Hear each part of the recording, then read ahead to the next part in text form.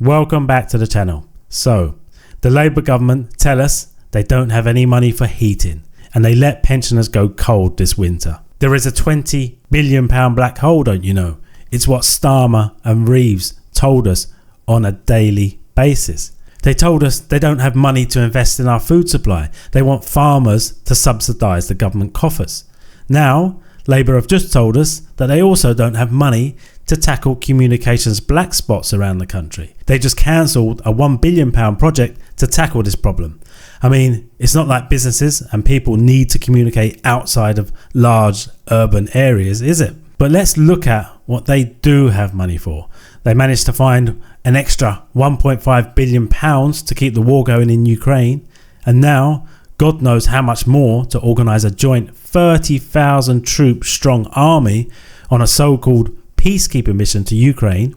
Starmer thinks all he has to do is stick the word peace in front of it and it sounds better. It's much easier to get support for something titled peace than for what it's really about. It's troops on the ground in Ukraine, no less, just with a more palatable label. This is the UK directly interfering in the conflict between Ukraine and Russia. And today, Labour also announced that they've found another £270 million for UK arts.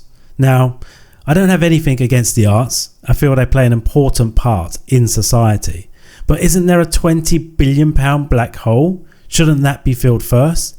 It's okay to cripple small businesses with taxation, stifling growth, and we are told that it's necessary to freeze pensioners to death to fill this so-called black hole. It's okay to target farmers to produce our food. And by the time Labour's finished, I'll be surprised if this country's producing anything. But when it comes to the war and the arts, there seems to be a big pot of money there.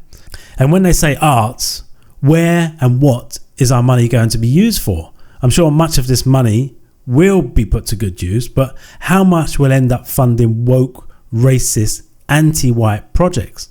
Apparently, Arts Council England are set to undergo a major review to ensure it is effectively supporting, developing and celebrating creativity across every corner of the country. Let's not forget though, the Arts Council back at the end of 2021 fired 14 older white musicians because they were white. In this article, it says, in their latest bid to promote musicians based on skin colour rather than talent, the English touring opera is shrinking the size of their orchestra. 14 white musicians who have been with the orchestra for as long as 20 years are being dropped. These musicians range in age from 40 to 68. ETO musicians have to be rehired each season, even though musicians generally treat it as a long-term career.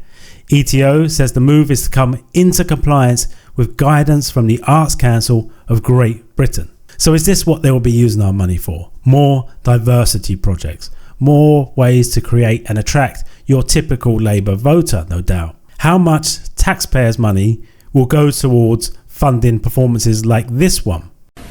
Whiteness silences and whiteness asphyxiates. Whiteness calls the police on black bird watchers, black barbecuers, black children.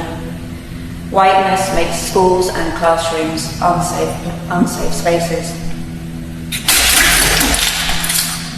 Apparently, that was a taxpayer-funded PhD about porcelain as a metaphor for white supremacy. This is the kind of racist nonsense the arts seem to be promoting these days. I wonder how much more money Labour will find behind the sofa. Let me know what you think in the comments. Thanks for watching and I'll see you in the next video.